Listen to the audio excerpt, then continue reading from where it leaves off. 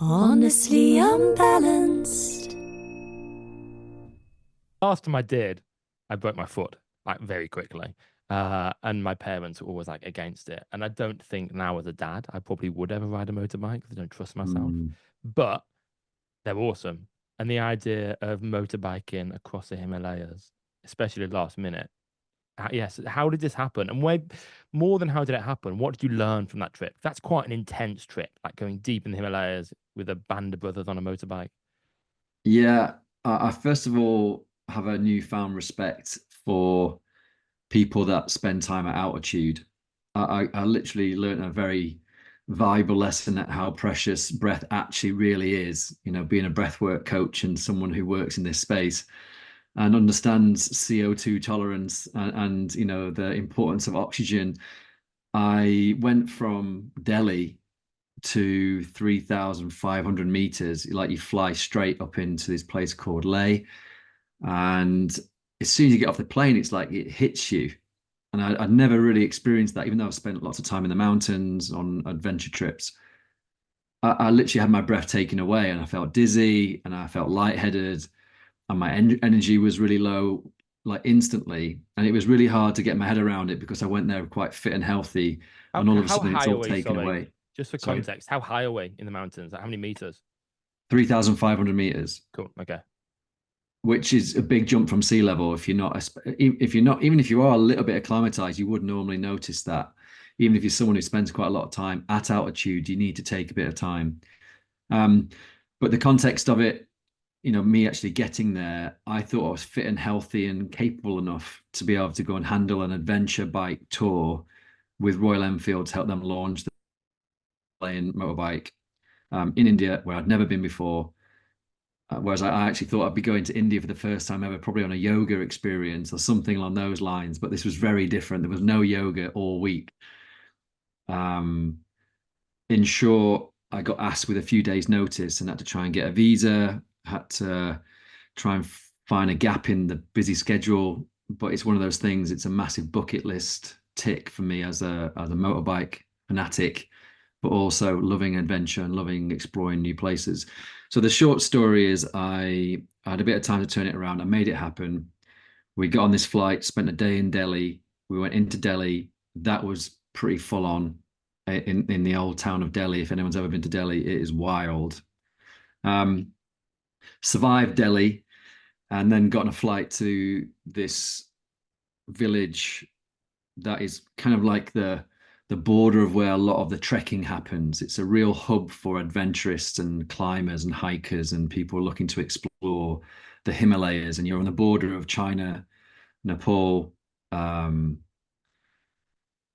well, I mean, you kind of feel like you're in the wild pretty quick, and there's a lot of army presence because of the sensitivity to what's happening in the world, and you know the borders and the I guess the issues they're still dealing with. And you kind of were warned already, just be mindful of what you're doing. Don't take pictures, don't stare at anyone in the wrong way, you know, be mindful.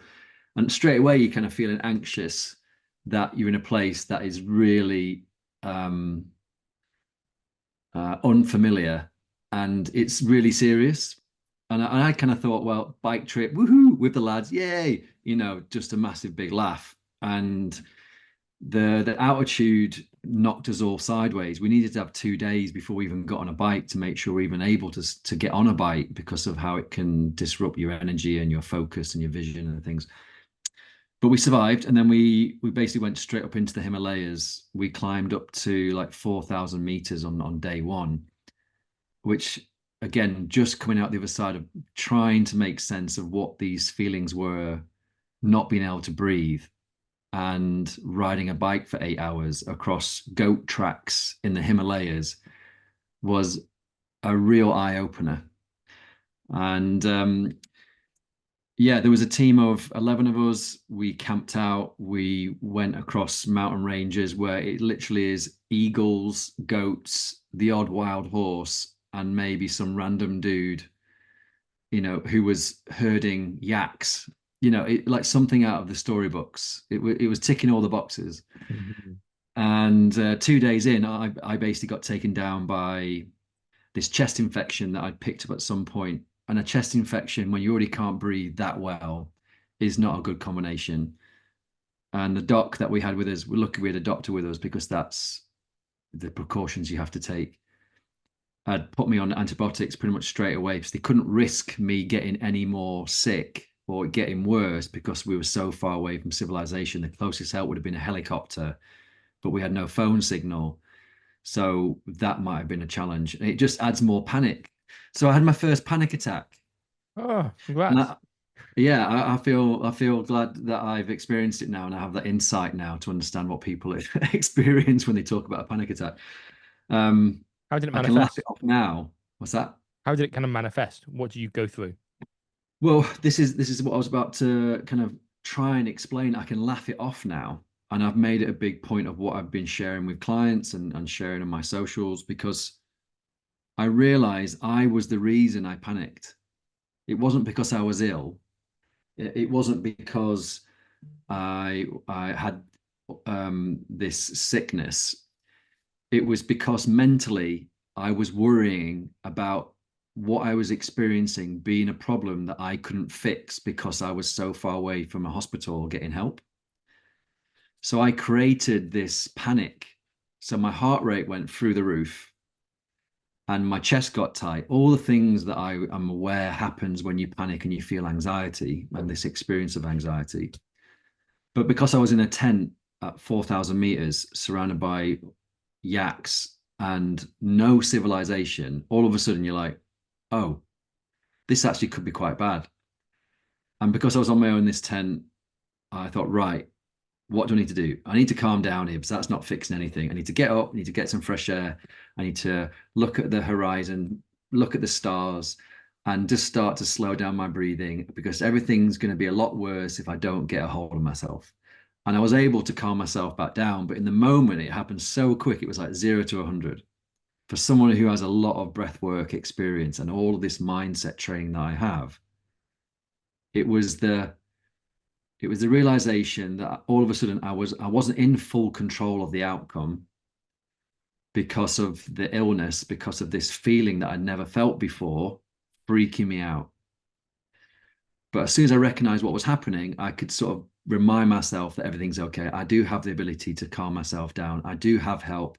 I can work through this. It isn't going to last forever. And it was just that self-talk and actually trusting my training that probably allowed me to survive the night and actually help to actually get back to sleep rather than just sitting in that adrenaline fueled hectic energy. So that was I think day 2, and then we had another 8-hour ride the next day, coughing, unable to breathe very well. And the reason I'm talking about it quite a lot right now because the lesson that I learned from this is something that I'm now carrying into everyday life. First of all, life is so precious. Don't take it for granted. You never know when something might happen that you have to, fight for your life. But also, when your breath gets taken away in that way, you feel like the world's ending. It's like instant panic and nothing else matters. You just want to survive and make it stop. So when I eventually kind of came out the other side of it, I was so grateful for my health. And I'm so grateful I work on my health, but also how lucky we are to have our health and how it should be something everybody, if they don't already, prioritize at the highest level. So I've come back lighter, eating curry, breakfast, lunch, and dinner. It's always a bit of a Russian roulette anyway, but I feel like mentally and physically, I shed quite a lot. I cried while I was riding my bike because of the magic and the wonder of being in these Himalayan mountains going, oh my God, we are so small. And nature just hit like deep. And I think you have this, if from a bike riding point of view, when you start to take a change of perspective and get out of your little bubble and your 4 walls that feel like your only existence, and you get out into nature, especially on that level, you realize actually your problems aren't that big. And there's so much out there that help you, hopefully practice gratitude a little bit more and not take things for granted. And I think that was a really beautiful reminder. And I've come back not rushing so much. I've come back slowing down all the busyness of all the things we have on our schedule and all the things we're trying to achieve. And I look into people's eyes a lot more. I actually listen to people's story and allow it to sink in. I'm looking up more. I'm getting off my phone more. And it's been really, really powerful. And I didn't know I needed that much of a break and a wake up until I actually went there and got that very important reminder. Nice. So I'm trying to carry it into every day now, mate. If I'm being honest, I'm trying to use it with clients, trying to use it with my relationship with everybody, including myself. And I can honestly say it's been one of the most profound experiences that I survived, I think I've ever had, which is a big thing for me. Did you genuinely think there was a risk of not surviving that? Was that going through your mind? At the peak of the panic, because I realized I deteriorated quite a lot through the night, and I was like to the guys, I'm going to go and get my head down. And I drifted off to sleep, and it was like, boom, in the night, my chest got tight. I I couldn't grab breath, and I never felt that before, ever. Even maxing out when I was training, I've never felt that shortness of breath where it feels like someone's got a grip of your throat and everything's closing when you can't take in enough air to feel like you're going to survive. So you feel like you're getting choked to death. And I don't think I'd ever had that intensive like shock happen so quickly where I couldn't kind of get a hold of it. So do I think I was not going to survive? I think it was more, if this gets worse, if I don't get a hold of this, if I don't fix this, if I don't change this situation, I could be in real trouble here. And because I'm like, I can't call the doctor, I can't call an ambulance, no idea, we've had no phone signal, we can't call a helicopter. We're in India and in literally the deepest, valleys of India. I could be in real trouble here. And I don't know what's happening. They haven't been able to tell me what the problem is. Maybe I've got some thing really unique that's actually going to, shut me down and I need to be resuscitated. We've got no kit to do that. So you just take yourself into that place. And when you come out of it, you're like, oh, I realized I probably made that worse than it needed to be. But yeah, at the time, I was really worried. Whether I thought, I always like to think I'm a survivor and I'll find a way. I wasn't ready to give up yet, but it did cross my mind that I was in trouble yet. Was there a specific tool that you used when you were kind of at the peak? Not that someone else could use in their life. Like hopefully other people aren't ever in that situation. But in a situation where there is kind of people might feel an emergence of a panic attack or a lack of control, was there a tool that you used that others might be able to use a modified version of? Yeah, so I would have said the first thing I did was just try and think about my breathing being the main focus to help me, because I knew my breath allows me to sort of like bypass all the mental panic and allow me to sort of like hack my nervous system's response, which was fight or flight, adrenaline, cortisol running through my veins, out of control. My breath just became my focus. So I try and take a big breath in for the nose so I could sort of like channel it a little bit deeper. So really thinking about my breathing muscles, my diaphragm, not just because it felt like my chest was getting crushed. Breathing hurt my chest. I don't know if it's the infection or whether it was altitude, lots of different things. So it's like a shortness of breath, which causes people to panic. So if you mentally go, I'm going to take control of my breathing, I'm going to try and deepen and expand that breath as deep as it possibly can to try and find space.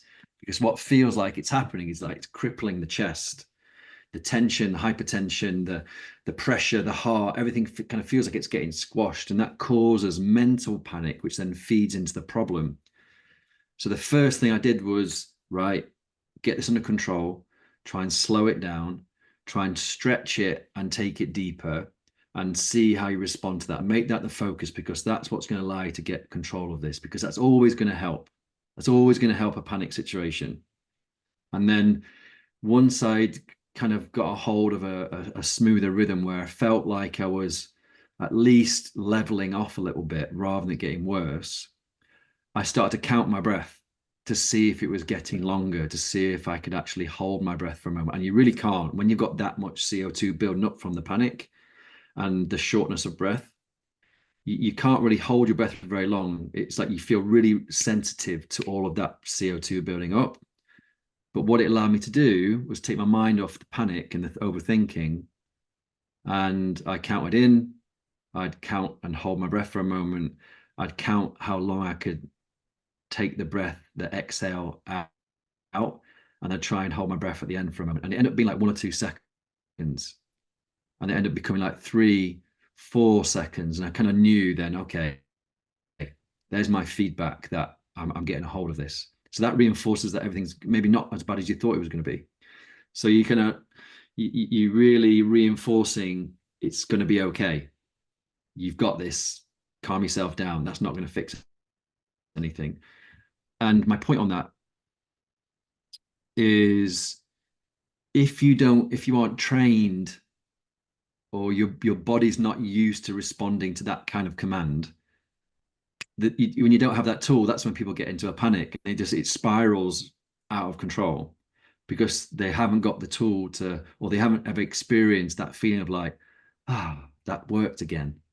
So it's like anything, your muscles, your breathing muscles need to be trained because most people, you probably know, are breathing in a way that isn't very functional. It's very dysfunctional. So their breathing muscles almost like are doing the very bare minimum because they think, oh, breathing's so automatic. I don't have to think about it. But because of the stress that everyone tends to feel and it becomes more of a chronic feeling, most people are breathing this short, shallow breath, which is, the upper chest and short and shallow. And we're holding on to all this tension so that we hold it in our body. If you're not training the body to actually relax through your command and these muscles are strengthening by being able to pull more air into the lungs, you can feel like your air's gone within a moment.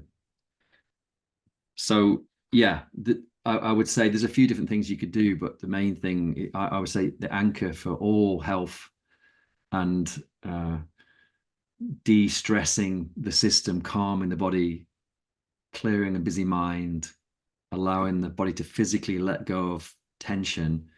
The breath is the key to it all. I completely agree. And it's not my original idea, but I say it a lot in classes. When we're lost, we can always come back to the beginning of the next inhale. And that's a constant anchor that we know we have. The next inhale, and just keep centering yourself around that without commentary or judgment. So keep centering yourself around that. On a non-physical level now, though, has it kind of changed a little bit or reframed what you want of life? Now, the reason I ask that, and the number one I saw on social media, you'd put the other day, anyone, I fancy living somewhere different. Any ideas? So a move is on your mind. And also, obviously, a lot of what you do is physical, breath work, pull stuff, like literally, physical training and the like. And there is some mindset stuff as well. And sometimes I think when that's our work, sometimes we don't get the chance to do the mindset stuff so much for ourselves, especially if you're busy and you're holding space for people. So I guess you've had a little bit of space now and you've been in bed for a few days, kind of recovering, so you've had some space there as well. Have you had any kind of reframing of what you actually want from life? Yeah, I've actually really simplified it, which I'm hoping will really help other people that consume my content and listen to this podcast, for example, because it's always nice to reaffirm it that the simple things done consistently compound to be something that could be really transformational. And I feel like a lot of us overcomplicate it, or life gets busy. We have kids, we have families, we have dogs, we have big dreams we want to achieve. We get older, we don't feel like we're capable of as much as we once were. So if there's anything I'm taking into my own life, it's the simple things that I find always help me out. And if we look at those as pillars, breathing is something we all do. Breathing is something I'm going to be doing for quite some time in a very effective way. And I would say I'm probably the most mindful I've ever been of my energy. So if I notice I'm stressed and I've got a lot going on, I know I need to step away for a moment. Maybe it's the breathing in that very moment. If I can go out into nature and be in the trees barefoot, magic. Doesn't always work out that way, especially if I'm in the city. if I know I'm feeling this physical stress or my body's aching and I'm getting this feedback, I need to make sure if I want to live as long as possible and thrive in life, I've got to pay attention to my body in the same way as I try to help everybody else. Otherwise, I'm not practicing what I preach, but also I'm going to deteriorate because I see it happening with so many clients. I don't want to be that person. I don't want to get to like 50, 60, 70 years old and go, oh, God, I wish I'd made a bit more effort when I had the chance. So it's like almost like a constant reminder that we're not here for that long. And it's scary that I'm saying that now because I like to think a bit morbidly in a positive way about how little time we can sometimes have here. So this is forcing me to prioritize training. Training could be a run, it could be lifting weights, it could be going for a walk, it could be playing with the dogs, it could be pool training, it could be a breathwork class. If that isn't the number one priority for me, I'm not going to be around to be a dad, the dad I want to be. It's a big motivate for me. I want to lead and, by example and inspire. And I'm really only going to be able to do that is if I'm thriving in my own existence. So in a roundabout way, to hopefully to provide context so people can find that relatable, we're all humans, well, most of us, that are, hopefully driven to achieve something and do something with our lives. I think we get so caught up in these massive big goals or these really intensive programs with wellness and fitness being bombarded at us in every angle. And a lot of people don't start because they've had a bad experience or they feel like it's too big a challenge and they never begin or they overcomplicate it. So for me, my self-care, my fitness and my mission and my focus around my own personal, I guess, short-term and long-term goals aren't that complicated. They're just consistent. It's literally a way of life that I am going to practice for as long as possible because I know it's what gives me energy. I know it's what gives me focus. It gives me vibrancy. It allows me to thrive. And what's great about this, my last point, is this is available to everybody, absolutely everyone. There's a doorway for everybody to be a little bit better. And I think this is now my new mission as we record this is to really try and preach and support people around the simple things done consistently that everyone has access to that can really dramatically improve your health, your life, your family, and really find meaning in the existence that they have. And that might sound a bit deep. Maybe it's because I've been in India and I near experience. But I really wasn't always this kind of a person. And I feel deep within me now, this is why I'm here. So that sense of purpose has come from actually pursuing my own happiness and my own health and actually being the very, very best person I can be, whatever that means to that individual. You've got to tap into it. And that's where your power is going to come from. And I really see that in myself and I really see that in other people, everyone I get to work with. Let's tap into that. And I think that's so powerful. It's a lovely sentiment. And it's, I guess for lots of people, you say that everyone has the tools and also not the tools, everyone has the ability. And I completely agree with that. I would add to that to our listeners that everyone has the ability to use some tools to some degree, not to the same degree. Let's say, as an example, in my situation at the moment, I'm juggling between I want to be the best that I can be and live as long as I can and pick up potential grandchildren in the future. But equally, I want to spend time with my boy now. I want to be with him now. And of course, I would love to train more. And I have a gym in the garden, but oftentimes I can't get in there. So I don't necessarily have the mental or physical capacity to get into the gym as much as I would like, but I still do certain stuff. I will have raves with him in the morning. We'll put on Bluey. Anyone listening? Bluey's got an amazing dance track, and we'll put on like happy hardcore, or we'll make sure that I get him on my shoulders and do like walking lunges when I'm out and about in like Hampton Court. Little things. So we don't all have access necessarily to the same tools all the time to the same degree because of life and the circumstance. Like the anecdote of like, a 20-year-old personal trainer saying to their 50-year-old client who's a dad of 5, we all have the same 24 hours in the day. It doesn't work. But we all have access to some tools that we can use to some degree. And for you, is like a move on the cards beyond like the looking after yourself, like career wise and actually life wise? Is that Mhm. is have you reframed that to some degree as well? Yeah, so I first of all, I probably have 80% of my clients in the 40 to 50-year-old range. I've tried to stay in my lane. I've accepted that's where I should probably stay. Um, and a lot of them are the three kids and busy lives and maybe alpha male in their role in a very senior position and don't have much time. And, I hear all the excuses. And again, this is sort of me going into that.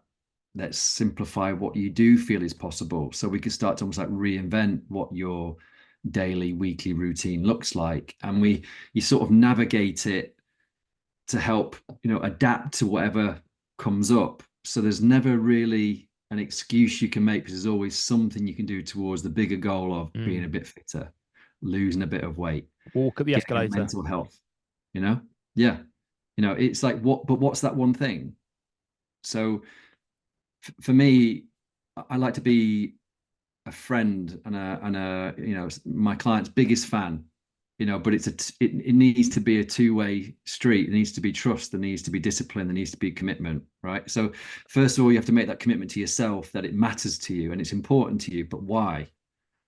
And hopefully the top of the list is you don't want to die, you don't want to get sick, you want to be around for as long as possible.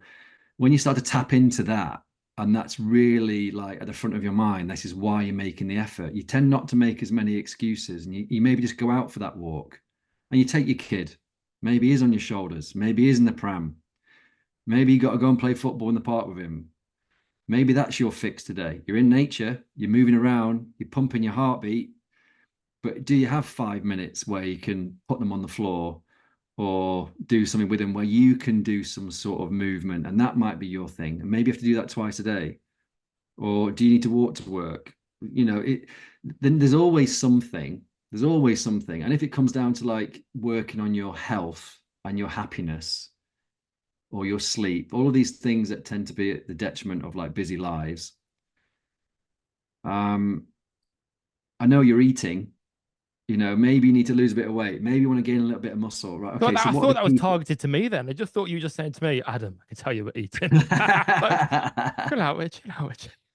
No, I'm speaking to everybody out there that, might have that on their mind as something they would like, but what's the step towards getting there? What's the first step? What's the thing you can do today that might be moving you in a better direction rather than you accepting, oh, I can't do it today and giving up on that goal.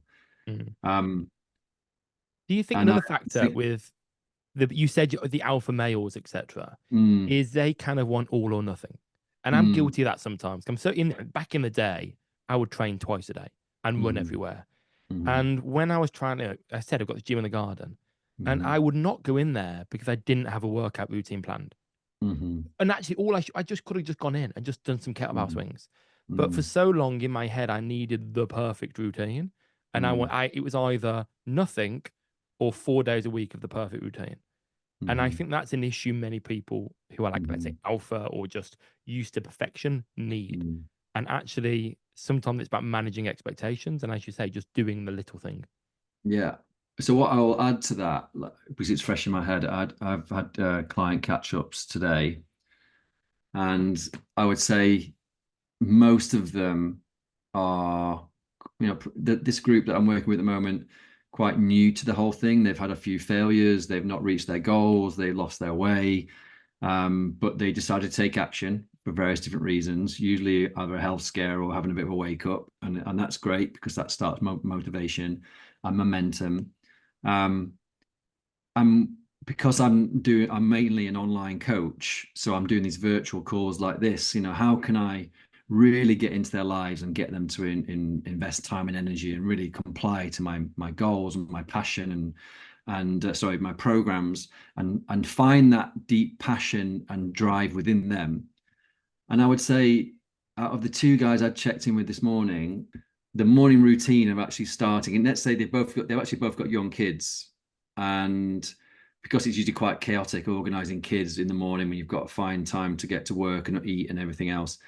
It was deciding not to like rush and get up actually a little bit earlier so you can actually get a moment for yourself. Maybe it's just half an hour and you have a coffee and you read your book and you read your paper before the kids wake up, or it's actually going in just for a little walk around the park or around the where they live, and actually having a moment just to breathe and think and just organize their day and just have that time before it goes from 0 to 100 real quick, because they both have very senior managerial roles. And that becomes the habit, that becomes the behavior change. So the attitude starts to change. You start to celebrate the little wins that then build and compound over time, because your habits and behaviors really align with like, I'm doing okay. This is feeling good. I'm noticing the difference. So they're not looking for like massive shifts. Even though they've got a program that they're training, the training might just be that walk. It might be a bike ride. It might be a little row. It might be a walk with their son or their daughter. It all adds up. They're choosing to do that rather than not do it. And when they're choosing to do something good, rather than noticing they're saying no or making an excuse because they're choosing the real easy wins, this is compounding now. And I'm there. Yes, well done, great. Thanks for letting me know. They update me. So they've got that reinforcement of accountability. But before that happens, you've got to have your reason clear. Why are you doing it? Why do you want to be better? Why do you want to be stronger? Why do you want to lose weight? Why does it matter to you? And when you really get to the core of it, and you'll appreciate this, if you want to be a dad, active, healthy, involved in your kid's life progression and inspire them to be the best they can be, part of that is on you being the best you can be, and actually hopefully inspiring them and leading by example, because they're watching and they're listening. And I think about that, even though I'm not a dad yet.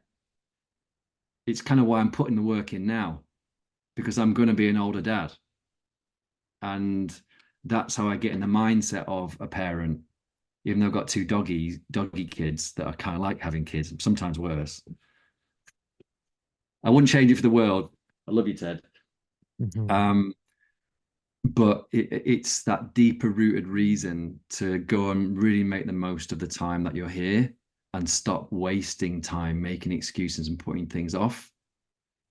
And I guess I'll just reinforce why I say that with such conviction. I've lost too many friends in the last few years, my age and younger, that lost their way, or they became ill and it maybe wasn't their fault. And I really hope that doesn't happen to people before they wake up to how precious life is and how amazing life can be if you really start to go and seek out the beauty in the day and surround yourself with the right people and get really clear on your gift and your purpose and invest in yourself and why that's so powerful. And then you can channel that into your relationships. I see it all the time. You can channel it into your business. You can inspire at the highest level because you represent thriving in life and real deep connection. And I think you only ever discover that when you start to do the deeper work on yourself and delve into that level of what you're capable of. And so many people never tap into that for whatever reason. And I guess while we're talking about it, this is why I'm here. And I have to practice what I preach and lead by example. And that's how I feel I'm going to authentically lead the way. And I feel like we can all find our own version of that. I really, really do. You give a huge amount of yourself, and I've seen that both in person when we've done events together and online. Like online, you're very open. Just you talking to the camera about things going on, including the friends that you've lost. And in person, I've never seen you kind of the opposite of me. In-person events, like super engaging with everyone, like outside of the time you're teaching, you're like with everyone, chatting to everyone, supporting everyone. I see you hugging people that are crying, and they're like, that's you seem to attract people that want to cry or like, but yeah, you give a huge amount of yourself and are so open. How do you, and I guess it's kind of a quick fire question because I know we're kind of short on time now. How do you look after yourself through that? So, first of all, I feel I flip it and think I'm so lucky and I'm so honored and fortunate to have a voice and a presence and a community that is doing some good, and that I've been able to get to where I am now and go through the things I've gone through, and actually to have learned so much that I realize can definitely help other people. So if people trust me and they want to learn something from me, or they feel like I'm a safe, open person to share with, maybe I could help someone out. Maybe I'm the doorway to someone getting better. And for me, it's like an exchange of energy. I'm giving energy, but I'm getting energy. I'm feeling love and I'm feeling gratitude and appreciation. And you see someone who shares a tear, shares a deep story. I'm like, you're saying thank you to me, but I'm like, thank you for trusting me. Mm. Thank you for letting me be a part of your life in some way, a chapter, maybe a small, brief, fleeting chapter. So that's the first thing I go to, because I feel so honored and privileged, and I don't know how long it's going to last for, but I'm not going to take it for granted. So that for me gives me energy. It's why I wake up every day. It's why I'm so driven. It's why I share so much. And I think it's such a lovely gift to know that everyone's got that ability to be a good person. And just doing nice things is actually a really great way to just take yourself away from what might be going on in your life and go and do something nice for someone else. Mm. And I really believe in that. But on the flip side, as someone who holds space, and you will definitely appreciate this, when you have done lots of teaching and you have held space, being the empath that I feel I am, you can take on people's energy. You will absorb it, you will feel it, you will be aware of how it's making you feel. There are days when I know I need to step away, and this is why I go out into nature and camp out with my dogs and switch off the noise and go off social media for a few days, because that's me recharging the Richie powers, as Mm. I like to say it. So going back to the practices that I hope everyone adopts more and more. Nature is legit a magic place to go and spend more time that will only give you good. It will be so grounding, so rewarding, so peaceful, that allows you to hopefully alleviate some of the stress you didn't know you had stored up in you. Surfing, I'm a big fan of surfing, ocean, moving, breathing, connecting with nature, spending time with good human beings that I'm inspired by, that give me energy, that I'm like really drawn to. They give me power. So I can't do that all at the same time, but we need to be self-aware of when we do need this, because we can't run on empty, because we're not going to be a great coach. We're not going to be a great teacher if we're running on empty and we're resenting everyone for taking our time. Yeah. So you want to turn up as the best version of yourself. And especially in relationships, if we're giving all this time to everybody else, we tend not to leave anything left in the tank for our partner that might need some help, and might need an ear to listen to, and a big heart and a big hug. So it's a bit of give and take, and I think you've got to be sensitive to where you are on what your capacity is and where your cup is in terms of it's being full or empty. But this is why I do what I do. This is why I travel. This is why I go to India. This is why I turn up as best I can when I can, and I'm kind of like dodging energy vampires that are taking all my power, Mm-hmm. and I try to channel it where it's the most effective. I read something.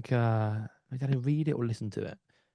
Or maybe it's a book. Anyway, it was a difference between empathy and compassion. And Hmm. I'd never heard of this argument before. Is that actually we should be trying, where possible, to convert our empathy to compassion? Because when we're over empathetic, it can drain us massively. Whereas when we can kind of step back and have compassion for people and Mm. see things where, see where they're coming from, that will, Mm. protect us more. And I Yeah. guess unless you have that reflection, it's hard to understand whether you are empathetic or whether you are compassionate or a mixture of the two. But I really liked that idea. And that's something I've tried to reflect on. I think, our listeners Mm. could reflect on it as well. Like, is empathy what we're looking for, or is compassion? And it's an interesting conversation. Time's short, so I would love for people to know. To go quick, really quick fire. So hot and cold exposure. If you were Mhm. doing a session, would you start hot or cold, and would you end hot or cold if you were doing alternate? I would always say, what is it you're trying to achieve? Or what am I trying to achieve? What am I trying to train? What am I looking to get from that training practice? And I'll just quickly break that down very easily. Heat and cold, they can both be stressors, but they can also be a nice little boost of endorphins and get that nice little dopamine hit. It could be a way just to get out of your head. It could be a good way to sweat out some like toxins. It could be a great way to calm a busy monkey mind or soothe a very aching body. So I think it comes down to where I am that day. I tend to avoid the cold if I'm feeling really overstimulated because I don't want more, because that can be quite a quick stress response from 0 to 100 real quick. If you're already quite anxious, it tends not to be a place that you want to begin training because it might take you out and then bring yourself down. But if I'm pre-workout in the morning and I'm feeling good and my energy level the roof and get that roof, then I jump in the ice. If I'm looking to sweat and pump my heart rate, that blood moving around my body, go and do some time in the. Nice. We've had, if anyone's interested in the cold stuff, we've had recently on the founder of Boss Monkey, who you know well. We've had on Sophie Hellier, who I think's working with your mate, and a guy called Cold Plunge Cam.